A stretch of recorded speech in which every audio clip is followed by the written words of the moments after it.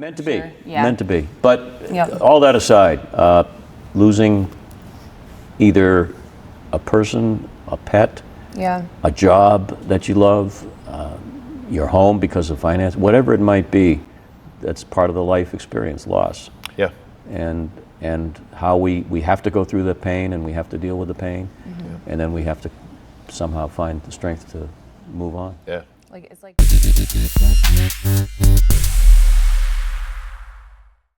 Yeah, we decided to do things a little differently because we hate introductions. We feel so awkward every single time, so we're just like.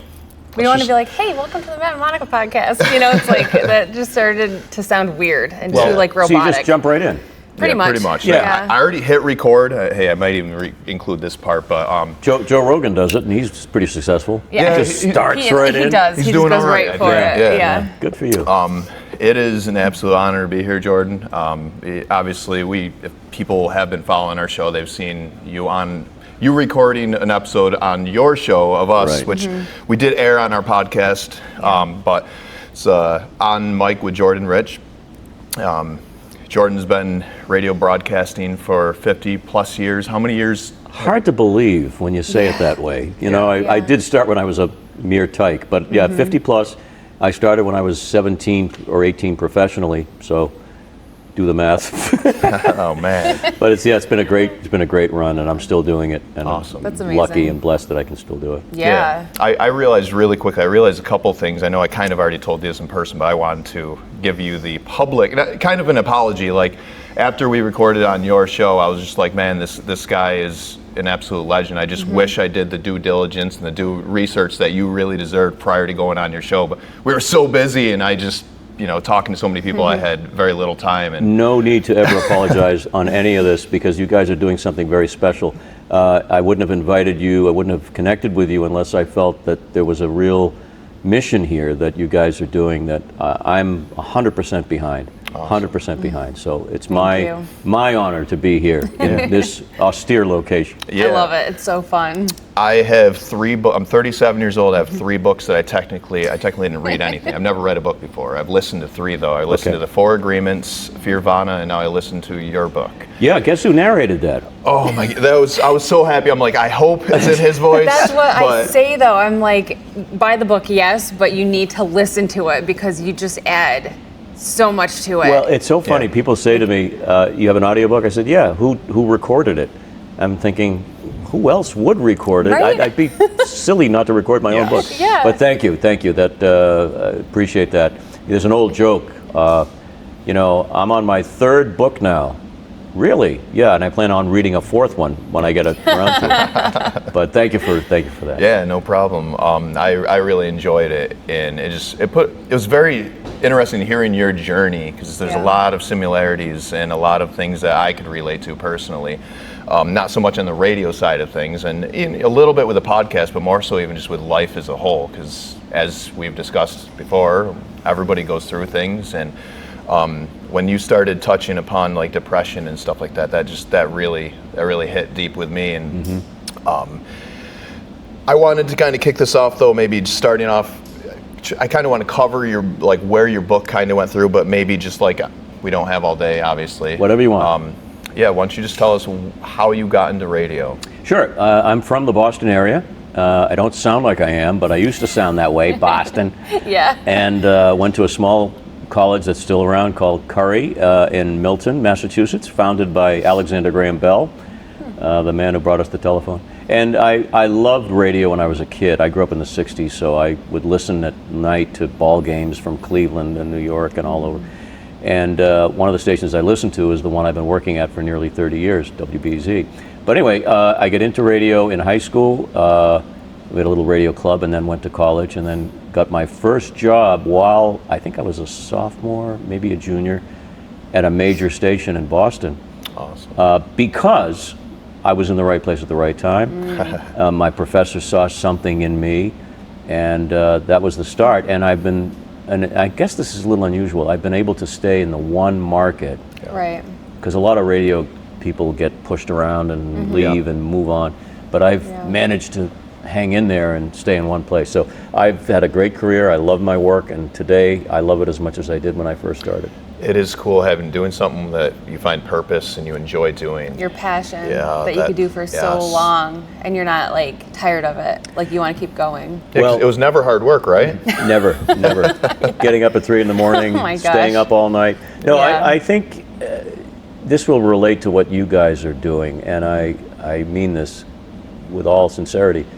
There's a mission statement that I adopted along the way, and that is be well so you can do good. You know, a lot of radio guys over the course of decades have had sign-offs. Groucho Marx used to say at the end of every one of his TV shows, "Hello, I must be going." It's Groucho. But my sign-off was be well so you can do good, and it didn't develop until I was going through my own challenges, you know, Yeah. that I write about and talk about. So I believe it's more than just fun. It's great fun.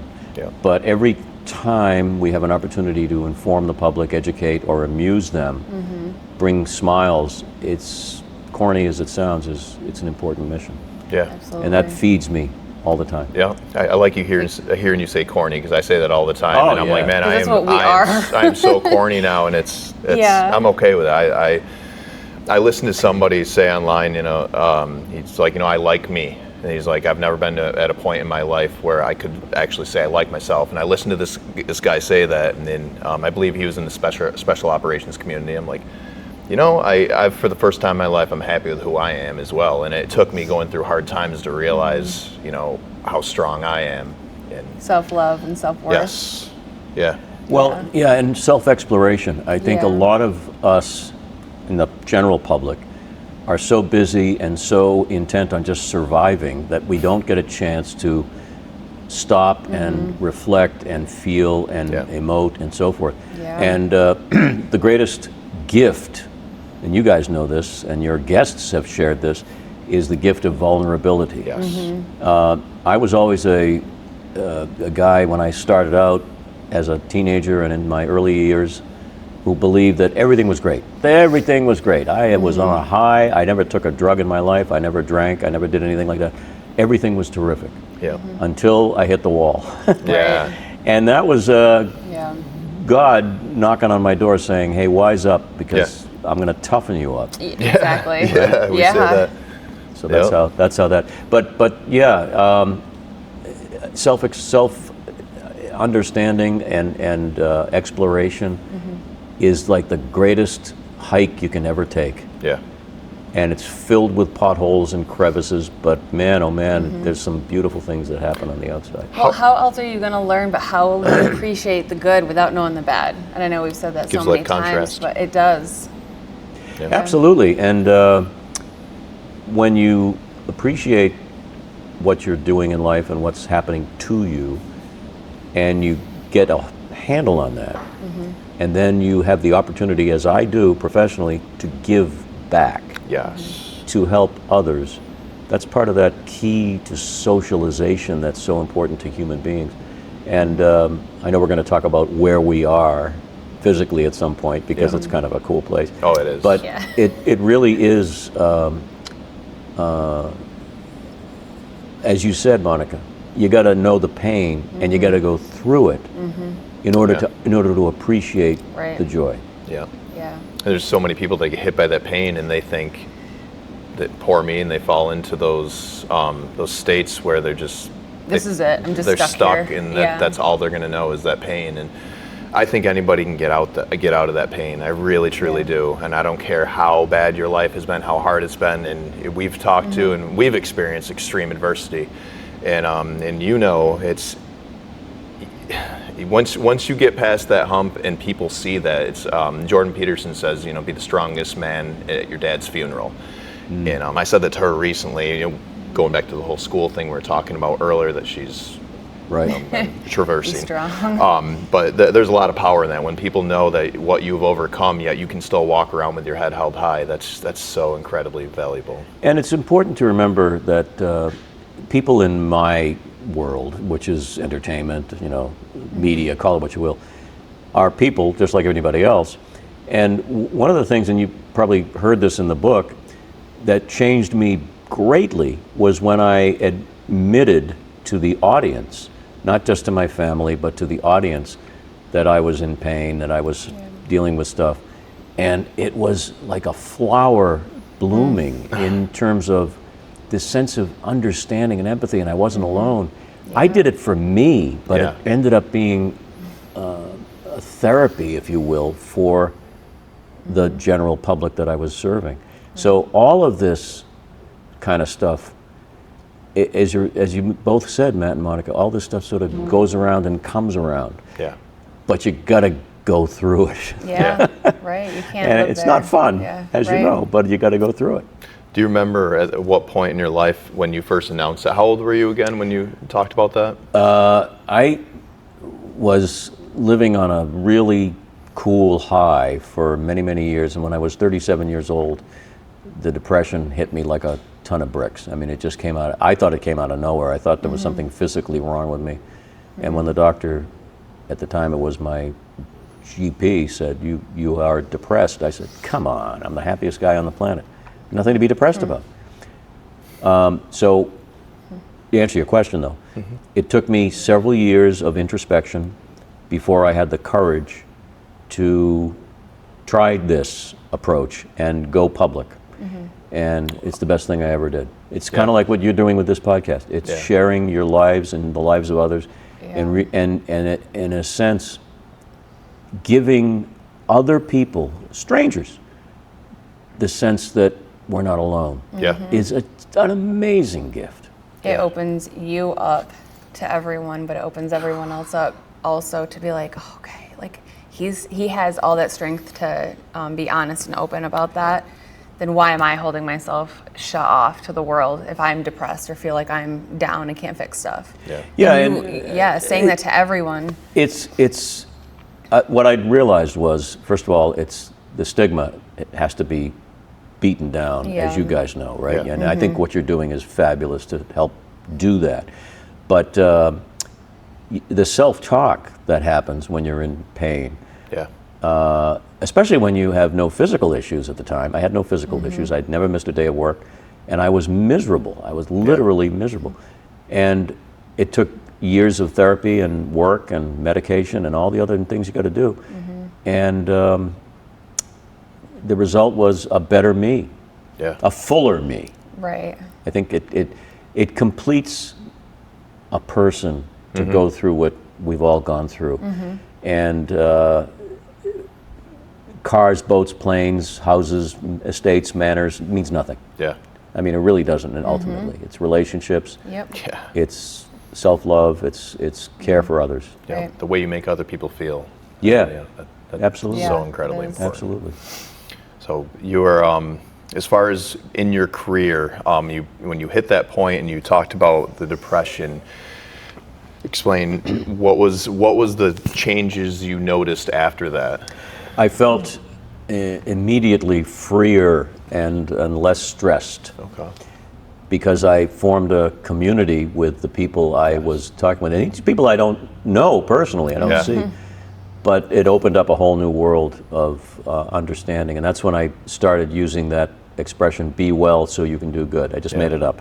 Because if you're not well, you don't put the mask on first, you're not going to be able to help others and be any good. It starts with yourself. It's almost like you can't pour from an empty cup.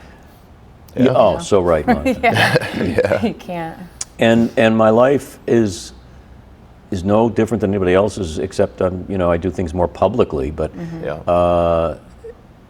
once I realized in my late 30s, and I was a dad of 2 kids and had a wife and a house and everything. Once I realized that I'm human and vulnerable, and I need help, and it's okay to ask for help. Then everything changed. People are afraid to ask for help. It's not just the macho guys, it's women as well. Right. We don't want to seem weak. Right. We want to feel like we have our lives together. Like people paint this picture on Facebook and everyone's like, oh, your life is perfect. And then it's like, well, reality, we all are going through stuff. We're not telling you. So with you telling people stuff that you're going through, I think it helps them to be more, well, I know to get help. 2 other occasions. One was the passing of my first wife that you probably read about in the book. Oh, yeah. And also the where we are now, which is an amazing place. And you're going to be talking with my coach, my life coach, and my dear friend who runs this organization. My diagnosis of Parkinson's. Never sick a day in my life, never been in the hospital, so that I had to contend with. But I did it publicly because I felt I owed it to the audience, and I knew that they would be accepting, of course, and I might be able to do a little bit of good by bringing attention to it, bringing a little light to it. Yeah. So. You know, I want to share with you, because we were driving. Just give you a little bit of a visual. We were in our car, in her car, and we were it was about a couple weeks ago. I think we had the kids in the car. We picked them up from the high school from a sporting event, and I was listening to your audiobook.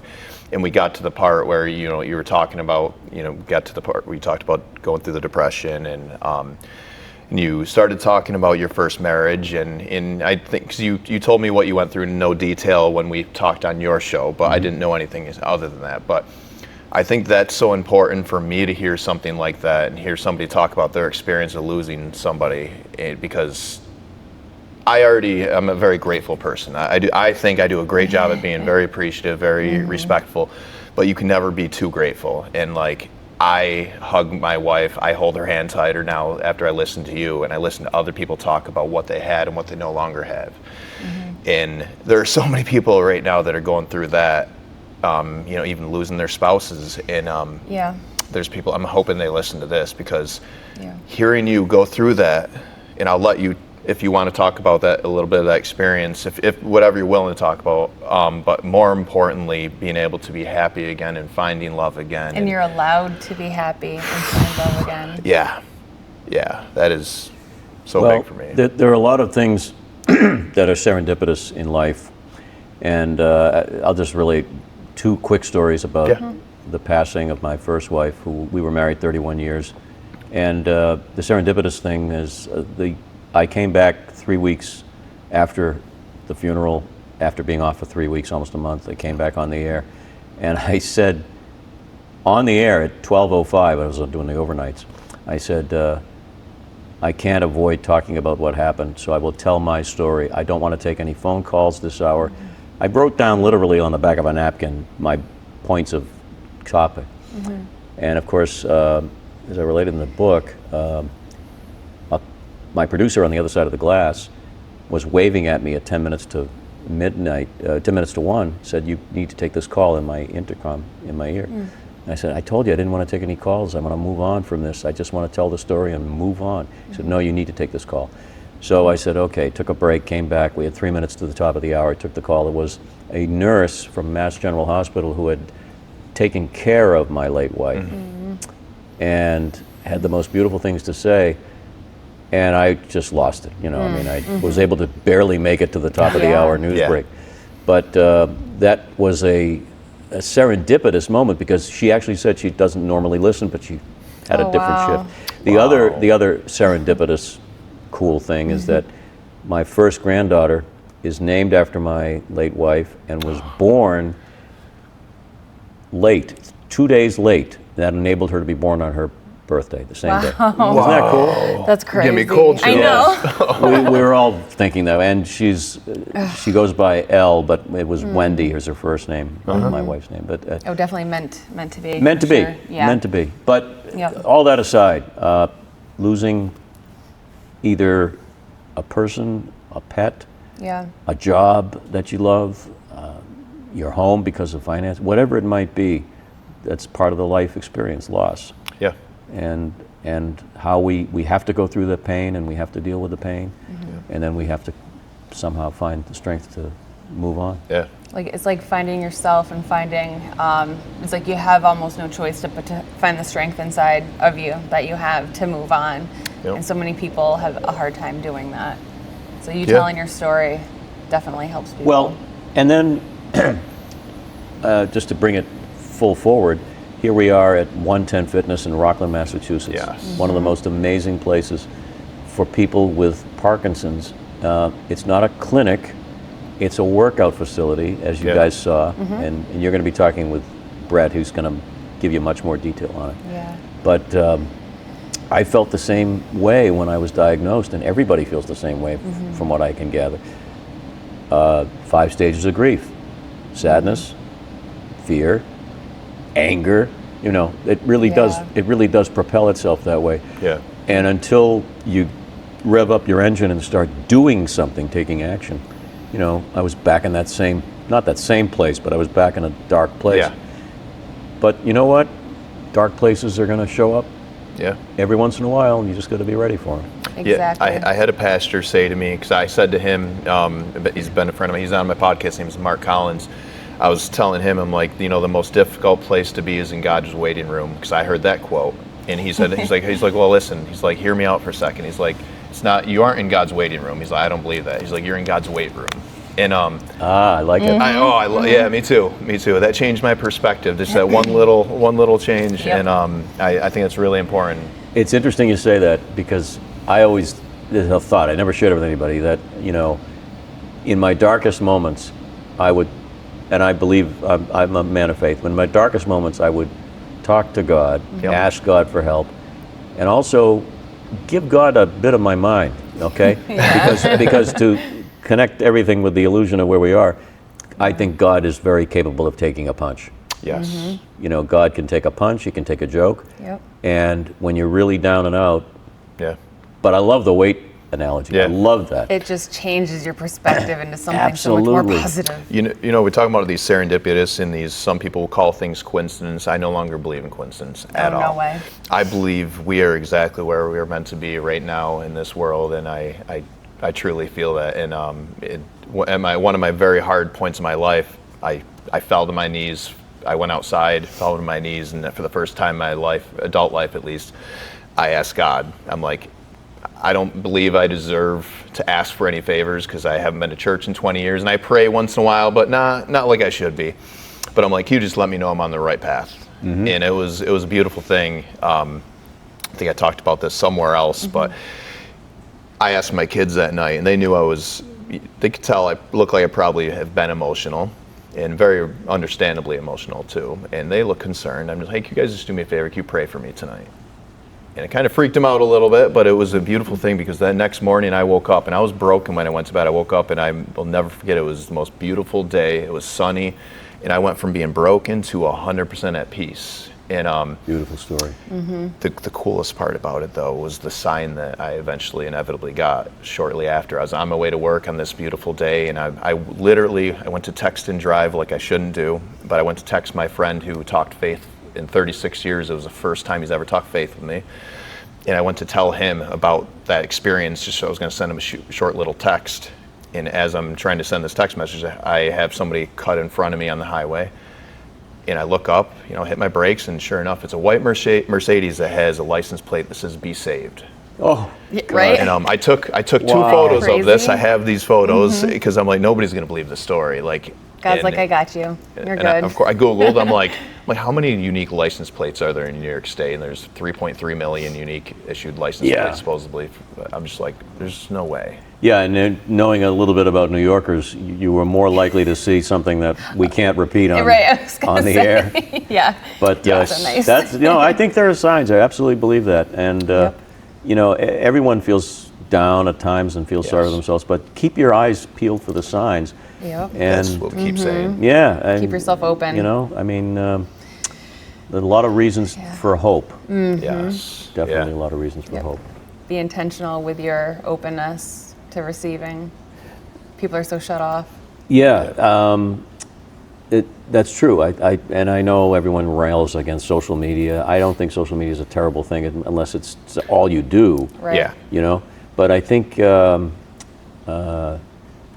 that's why radio is still so appealing to me, or podcasting and audio in general, because it's theater of the mind, and you connect with people on a level that's not, you know, got a lot of interference around it. There's not a lot of other stuff to get in the way. Yes. And we are social creatures. We need to be available for each other. Yeah. As we are right now. Absolutely. Yeah. Yeah, humans are supposed to help each other and love each other and not be so separated. Like, we're supposed to care for each other and support each other.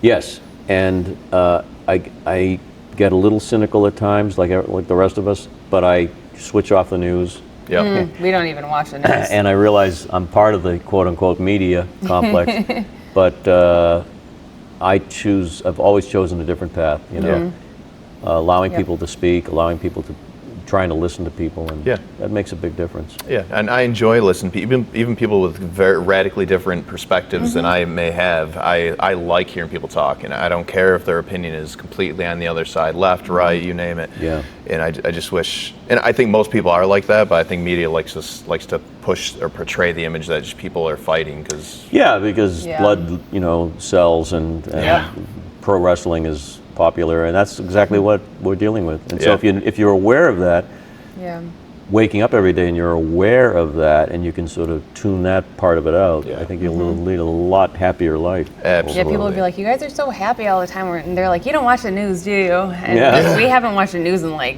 8 years probably. Yeah. You know, people will tell us stuff if we need to know stuff, I Well, guess. I used to have to watch the news when I was doing talk radio, and I really didn't like doing anything that was sort of political, because you can't ever please anybody on either side. So I would say the joy of not doing that is great. Yeah. Not having Feels to do nice. that. Yeah. I wanted to ask you, how long have you been coming here to this gym? I've been coming here to 110 Fitness here in Rockland, Mass, south of Boston, since 2024, early, I think January of last year. Oh, okay. So it's been a year and a couple of months. How did you find it, and how did you know it was maybe? That's another one of those Weird serendipitous coincidences. 3 years prior to my diagnosis, 3 or 4 years, a gentleman who was a listener of mine called me and said, "Hi, you know, I listen to you all the time. I work out at this place in Rockland, and they often ask for speakers to come and talk about whatever, you know, in this case, radio." So I always did talks and so forth, and I said, okay. So I came out. I didn't know what to expect. I had no idea. And I saw all of these people gathered around, all ages. I mean, all ages, 40s to 90s. I mean, they were all here. And I did my talk. I met Brett. You know, it was a ring like this. And that was it. And then 3 years later, I'm diagnosed. So it took me about a month to figure out what to do and how to do it. But one of the first calls I made was to him. Yeah. And I started coming here, and it changed my life. I mean, my physical ability, I'm 66 years old, my physical ability is 10 times what it was back when I first started. Yeah. Everything, aerobically and anatomically, everything's stronger. I also do weight training and boxing during the week with a trainer and all that. Awesome. So, and this place has everything, and you'll talk with him about this, scientifically sort of qualified. It works. Yeah. Exercise is the potion. The lotion is the motion is the lotion is the potion or something. and when I first got diagnosed, for the first, say, 4 or 5 months, I was jittery, I was weak, I didn't want to do anything, I had a lot of apathy, which is an actual symptom of this darn thing. And since I've been coming here, I'll just wrap it up in this way. 2 things. 1, physically, great workouts, you feel terrific, and you want to come back and do more. And 2, the community. Yeah. I've met people that and you saw, right? I met people that are part of my life now that are buddies, friends, cohorts that I never would have met in a million years. Right. And they're great people. That's what it's all about. Yeah. I thought it was awesome. The energy, for people that they wouldn't know this, we came an hour early and we actually got to watch the class, and the energy that was in here, and Brett, the way he runs the class, the amount of enthusiasm he has. Gosh. And like I say, like I don't care what you do in this world, whether it's radio or doing this gym or podcast, and you name it, like enthusiasm, you can tell a mile away if somebody loves what they do. Feel the passion and the love. Like, you know, that's his purpose. Helping you you guys at And I know you're going to talk to him, and his story is incredible. And he's got a book that your 4th book. Yes. Okay. He's got a book that you must read, because he's been at the lowest of low himself. He's got a military background. Yeah. But he's, to quote the broadcasting term, he's a mensch of the first order. Mensch means good person. Yeah. Okay. But he's also extremely skilled and well respected in the field. nationally renowned, and again, I don't want to steal from him, but he's changed lives immensely. I believe it. And yeah. it's not just this place, which is amazing, but it's activities, it's social gatherings, it's a gala every year that's really fun.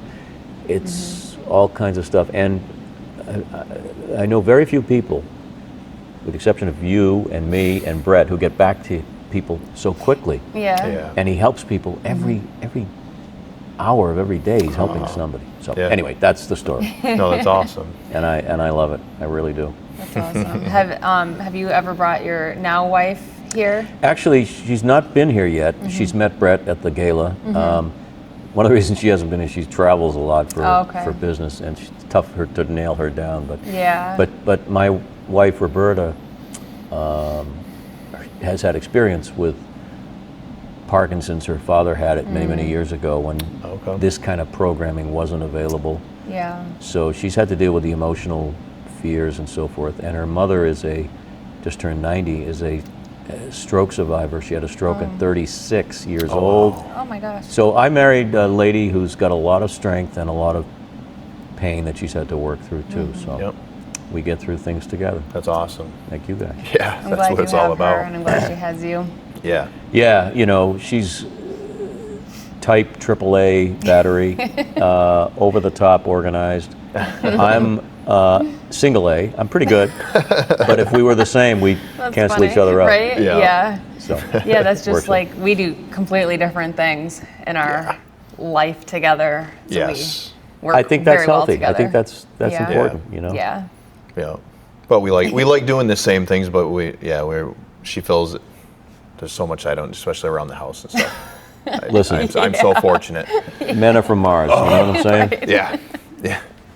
Yes. And when you get married, this little flap of inner ear material grows, and you It don't does. hear half the Yeah. things, right? I yeah, told you that actually. yesterday 3 Oh, times. did you? I asked you that last week. Right. So funny. Where do we want to take we still, what time are we at? Oh, we're at half an hour. Oh, We're good. We have time. So we drove out here. We drove about 5 hours or so. I thought it was going to be 6, but we made really good time. The roads were incredibly clear. I was nervous coming here, even though we've talked a handful of times. I wanted to ask you, when it comes to interviewing people, like I imagine you at some points throughout your career experienced imposter syndrome, especially when you're talking to esteemed individuals. Yeah, I absolutely. I mean, it's natural in the course of things. But you said it, and I know you guys are serious about this. The homework you do, the study, the preparation, and the interest. Yes. Just being curious is the Yeah. key to interviewing.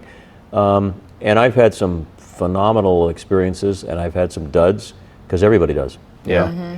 But the one thing that I can say is that I've never thought about it as ask a question, get an answer, ask another question. I've always thought about it as a Right. conversation. I like it so much better than that. Like that. Yeah, that's how we feel too. Yeah, no, because that's what people are eavesdropping in on a conversation, Yeah. And I've seen interviewers work from a sheet of prepared Yeah. questions, and Yeah. they're not even listening to the answers. So Yes. there's a problem there. Yeah. Right, but it's even like people that are on TV a long time ago, if it was like E! Or whatever, or the news, and they always have a piece of paper and they're asking the questions, and like you're watching it because it's entertainment, and it's almost like what they were all doing. Yeah. So I Yeah. think just the more of the conversation style is like getting more popular, I feel Well, like. people are craving authenticity. Right. Like, no doubt. Yeah, and Yeah. podcasts have opened up a whole window of Yeah. opportunity Yes, they for that. You don't have to be a news anchor on ABC to do a podcast and be successful, Right. as you guys are finding Yeah. out. Yeah. You just have to be able to get around the whole fear of judgment, which for me, it sounds so funny. It's very difficult for me. Even today, it's No, everyone's got an ego. Everyone's fragile to a certain extent. The tip I have for you guys is you're only as good as your last show. That's Walter Cronkite, I think, said that.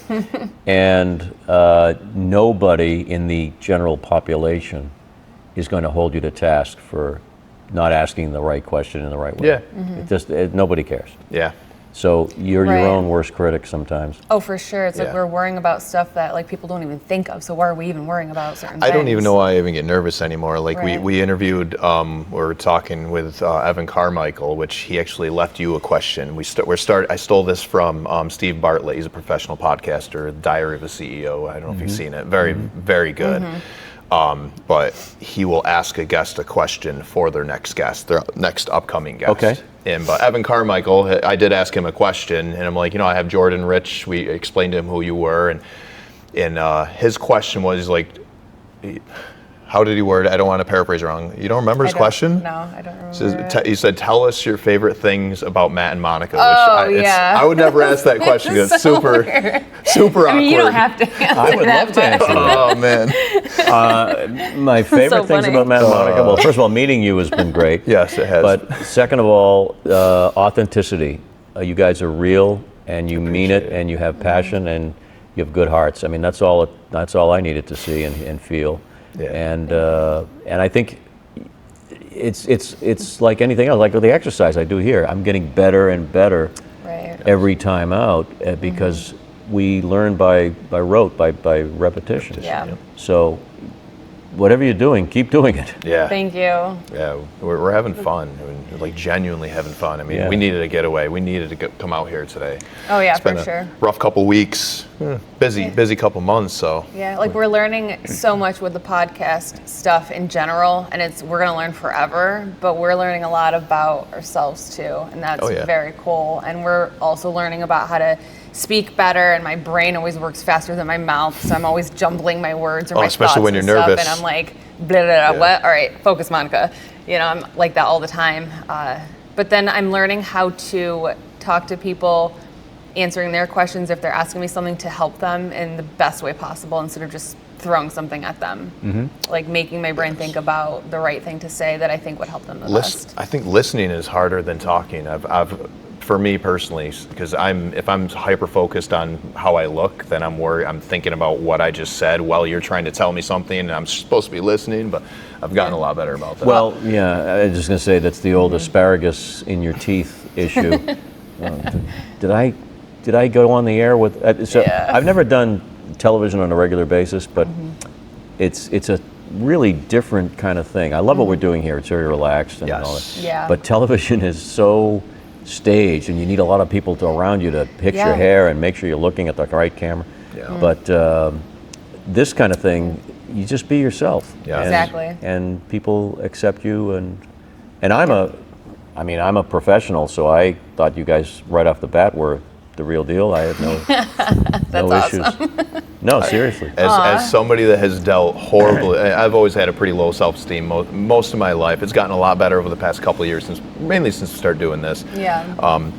And I think I said this when you interviewed us on your show. I've always associated everything I've ever done where I've made any sort of progress in life, I've been lucky.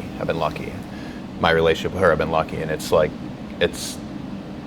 my thing that I realize I feel like I'm good at, my superpower, if you will, is I like in talking to people. Like, how simple is that? I worked at a bingo hall for years, and I realized that 9 years in a bingo hall, I was talking to people, and it was a tip-based position. So in order to make money, you want people to like you, and I think people naturally want people to like Absolutely. you anyway. So it's Absolutely. like you get a lot of training when you work in those kind of positions. For something like Absolutely. I was a waiter and a busboy and a Okay. maitre d', so being a people person, getting involved in the public, in any capacity, Yeah. it forces you to understand the human psyche and work with it. But no, self-esteem, that's a good one. I've known a lot of people in the industry who have burned out early not because they have low self-esteem, but because they have too much esteem for themselves. And I think there's a middle ground and a balance, and I think Yeah. Yes. I love the spotlight. I love to perform. I love an audience, but at the same time, I'm very happy to step back, and I don't need the praise. You know what I'm saying? Right. Yes. Now, that being said, I'm experienced enough to know that I can handle just about anything, the ABCs of my industry and what's required. So if people attack me, which is very rare, because I'm not professional or something. That I take a little offense at that. But I always know that I can do better, and I always know I can learn. So Always progress. yeah, always moving forward. Right. At what point in your career did you feel confident? At what point did you feel comfortable enough to call yourself a professional? Because and nobody would disagree with that. You absolutely are. Well, you're incredible at what you do. it's so funny. People, I've been around so long that people refer to me as, this legendary broadcaster in Boston. Because you And are. Well, yeah, but I don't think of myself that way. I don't know. should. To me, it's just I'm just doing my job. know. I've been Right. doing. But I started thinking about myself as a professional probably when I landed at the job I had before WBZ, which was an FM music station. I did the morning show, and I really controlled the show. I ran the board. I had the personality that I wanted to project. And then when I morphed over to the late night shows, I found my groove. And, Awesome. I've been You're doing like, it I ever got since. this. Yeah, This is yeah. me. I got this. Yeah. So now I work from home, Yep. as a lot of people do. Helps with my physical slight limitations. And I can be as creative as I've ever been. Yeah. So Yeah. that's a blessing. It absolutely is. And, who do you work with? So you work with Charter Productions? It's Chart Productions, it's like a Chart. map, C-H-A-R-T. Oh, I've had okay. a partner for 45 years, Oh, wow. since college.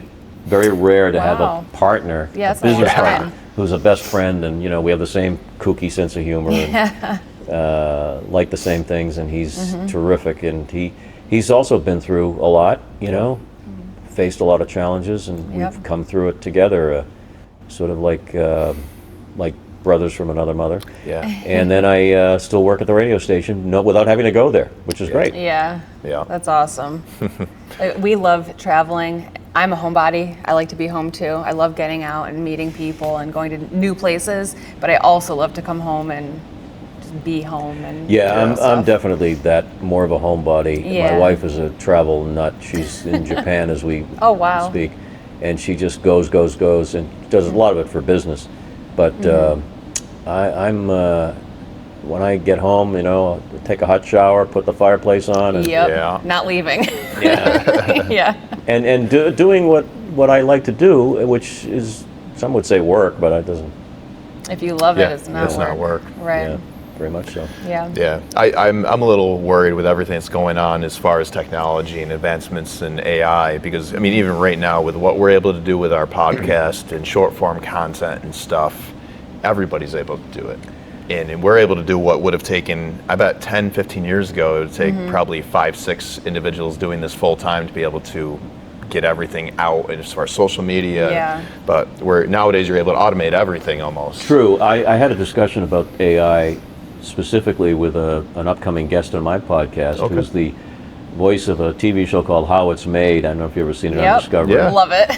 Yeah, his name is Yep. Brooks Moore, and we were talking about Love it. AI and whether it's going to replace announcers like me and him. Scary. And he and I both came to the conclusion that computers, machines, etc., are wonderful. They can do a lot, but they cannot replace the human Yeah. being Right. ultimately. Yep. People will try, but there's still a place, because human error is a beautiful thing. Yes. No one's perfect, even the Right. AI. And when AI comes out and it's perfect, Won't be people human say, then. well, there's something It's wrong boring with or that. something. Boring. Yeah. Yeah. I like the little quirks that we all Yeah. have. Yeah. Yeah. I work in the technology field, so it's a fear, job replacement and stuff like that. A little Yeah, no, worried about it's definitely something that a lot of people are concerned with in certain industries, but you can't stop the progress. The genie Right. can't be Exactly. put back in the bottle. Yeah. So you Yep. have to do what you have to do to stay up with it. And you guys are doing some beautiful work. I mean, the way you set up your shots today and everything is, I'm impressed. Still learning. Yes, A we have, lot. we, we have a lot to learn, but they say you start something, you're 50% of the way there, and we just started, as I say, shooting from the hip all the time. But Yeah, I feel like we were talking to someone yesterday about when we first started to now, and it's like you can see the little progress of It is how, cool. how it was, and then Yeah. it's You not will great, but it's funny. Absolutely. I mean, I listen back to stuff I did when I was in my 30s and 40s. Yeah. I can't believe I sounded like that. But at the time, it was fine. You know? Yeah. So that's the Right. nice thing about getting older and being creative and Yeah. learning and Yep. being curious. You're always going to find something to You're right. improve upon. Yeah. It's like special effects in a movie, like years ago, is like horrible. Like you can't even watch movies almost because like the special effects are so bad compared to now. Everything Sure. looks real now. It's everything though. Right. Yeah. That seeing the progress change is yeah. it's very Absolutely. cool. Absolutely. So, and I want to do a special little shout out to my buddy Atlas Altman that you've had on your Yes. show. And One of the things I want to thank you guys for is introducing me to some other people, and Yeah. I'll do the same as I did with Brett. yeah, And that's the cool thing, you know, you're developing a community, a network, podcast Yes. network of people. He's a great guy, got a terrific story. And that's the thing that we're doing here, we're sharing stories. And humankind, man and womankind, survive and thrive on stories. That's Yep. how we yeah, learn, Yeah. be inspired, etc., etc. yeah. So, I think there's nothing more important than hearing somebody's testimony and whatever they've been through. yeah. I mean, that's what the Bible is. It Yes. starts there, and then it goes throughout history. Yeah. Yeah. You know, and we're doing what the scribes did in the 1400s. We're just doing it in a different Yeah, it's weird to think genre. about. Yeah. It's really cool. Right, right. I think when people hear other people's stories, they think, like, if everyone could hear everyone's stories, everyone would be different. I think they'd be a little bit kinder, more understanding. Yeah. You know, like if someone's going through something really, really hard and someone's being mean to that person for like whatever reason, maybe they wouldn't be so mean if they knew Well, they're going through something you're right, hard. Monica. My take is always, if somebody's rotten, mean, scurrilous, you know, miserly, whatever, I have to stop and always think, well, maybe it's them fighting their pain. Doesn't Yes. mean I have to agree with them or They don't know how to. forgive or forget, Right. but at least I want to understand. Yes. Yeah. You know? Exactly. Because people who are suffering often replace their suffering by sending it out to the world. Well, hurt people hurt people. They do. Hurt people hurt people. Yeah. That's very true. Yeah. They don't know Absolutely. how to like fix themselves. Yeah. They don't know where to go to get help. Right, Too. right. People I just think need we've to all been there at realize. some point. I had an epiphany, and it took a lot to get there, but I realized the amount of control we really do have over our lives. Mm-hmm. I mean, there are going to be things that we don't have control over, but when you realize that, it's such a powerful Mm-hmm. thing. Well, and that brings us back to where we are in today's taping. Yeah. And that is the boxing arena, if you will. It's you against, well, in this case, heavy bag. I'm not fighting a person who's going to hit me back, but it's you against this disease in a way, Yeah. and learning how to use your body and strengthen your brain Yeah. Right. is it's giving you license to beat something up that deserves beating up, Yes. Yeah. and not feel guilty about it. Yeah. And you get better and better at it. I don't know if you saw me in my combinations; those were up there. Yeah. Oh yeah. Yeah. I was like, whoa, like, that's Yeah. crazy. I'm like, he's I killing mean, it. I'm a 90-pound weakling. I never beat anybody up in my life. I don't intend on beating anybody up. Yeah. But learning the quote-unquote ropes, as we stand by the rope, has been just a thrill, you know, to be I able to bet. do something new and do something Right. with the help of Brett Miller and his Right. amazing team. You should be proud of yourself because there's so many people in your position that have whatever kind of health issues that are just like, I don't know what to do. I'm just going to take medication and go lay in my bed. Yeah. And not try to do something healthy or natural or Yeah. to fix it, to help fix it. Let me address Or that control real it. quick because I've got to run in a minute here. But let me address that because that's so critical. I was that guy at first thinking, oh, geez, what am I going to do? I'm tired. I'm wasted. For the first couple of months because I was in confusion land. Yeah. Yeah. And then I started to do this exercise thing, and I became religiously involved in it, faithfully involved in it, and it's living proof. I feel so much better. Am I going to stave off this disease that has no cure? Maybe, maybe not, but I've got to give it a shot, Yeah. Right. and I feel better in the process. So I don't know what the question was. Oh, you were talking about people who are. Just medication Yeah, instead of right, doing no. something. Like, yeah. So I changed my diet. I always ate rather well, healthy, but I've even focused on more protein and working that way. Yep. Focus on sleep and rest and hydration. Yep. Yeah. And we are drinking coffee, which is good for you, by the way, if you have this condition. Yay. And one more thing, and that is trying to keep sharp, because I think you mentioned something about Alzheimer's. Yeah, my grandfather had. Yeah. Yep. I mean, it's a sad state of affairs, but you know, the older you get, the more likely you are to encounter issues. Right. But you can do something just like physical exercise. You can do mental exercise. So I do Sunday crosswords. I do Wordle. I do all these things on my phone, and I'm determined to not let it get me without a fight. Yes. So. Yeah, and that. watching I yourself love it. progress when you're doing these physical fitness exercises and watching yourself get better, it's really helpful for your mind as well. The first time, not here, but in my trainer's venue, I was able to do a chin-up, pull up. Yeah. I thought, I never did that before. Yeah, it's really tough.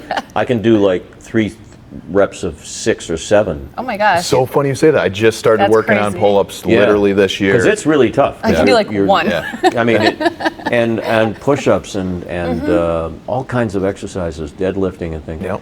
And I'm living proof that you can be my age and still start. Heck People yeah. that are like, oh, I'm old You've no now, I can't excuse. do it. Right, Yeah. right. Oh. Don't even. You're pulling a lot of people's excuse cards right out of their hands right now. Parkinson's model until a few years ago, when this kind of thing came up, Rocksteady Boxing, was, take your medication, sit at home, watch TV. Yeah. And that's where you atrophy, you kind of waste. Yeah. And then everything's changed within the last maybe 20 years, and it's really made a difference. And there's technology, and there's medical advance that's coming. We might see a cure within our lifetimes very soon. So that's the hope. I know we're living on time, but I want you to be able to self-promote where people can find your website, your social media, anything you want, and Brett's gym and what. Well, I definitely want to promote Brett's program, 110fitness.org. 110fitness. He'll explain the title and what it means. Just go to my website, which is my name, jordanrich.com. Yep. My podcast is not a moneymaker. I never intended it to be. It's just something I enjoy doing. But I'm interested in everything. So I've had guests from all walks of life. Yes, you have. And I love that so much. Yeah. Yep. And his book. Yeah, and if you buy the book, you have to buy the Audible. You got to listen to it in his voice. Well, thank you. have to. I appreciate that. It was a lot of, it was an experience writing it, but it was even more of an experience narrating it. Oh yeah? I bet it was. Because I'm an oral vocal guy. Yeah. And I felt the emotion when I was, because when you're writing something, you're editing. I could feel your emotion listening to it. Yeah, So, yeah. It's like how you wrote it is like how you speak. Yes. Yeah. Yes. Yeah, I perfect. never claimed to be an author of Stephen King's nature. Right. I just wanted it to be a story, like an on-air story. And So as I close with this, I say in the book there are 10 things that I suggest people do, little tips for living, and one of them is watch It's a Wonderful Life at least once a year, because that's what we're talking about. Yeah. We're talking about what would life be like if you weren't here. Yeah. If Matt and Monica weren't here, if I weren't here, if Brett weren't here. Yeah. Imagine the world that would be like, and you realize your worth. Yeah. Your worth, and that goes for anybody. Yeah, I agree. Well, I appreciate this more than you know. This makes us so happy. I appreciate your friendship more than the podcast or anything like that. This is just great. Well, every time he's talked to you, I'm like, I missed him, and then like you ran out there, I'm like, I missed him again. Like what? The elusive one. Well, I absolutely agree. I love you guys. I'm so happy we can meet in person. Me too. And then collaborating with what we're going to do here in your next interview here, I am thrilled. So you're going to be blown away by Brett. So Awesome. Thank you very much. Thank you. Thank you very much, Jordan. Appreciate it. God bless. God bless.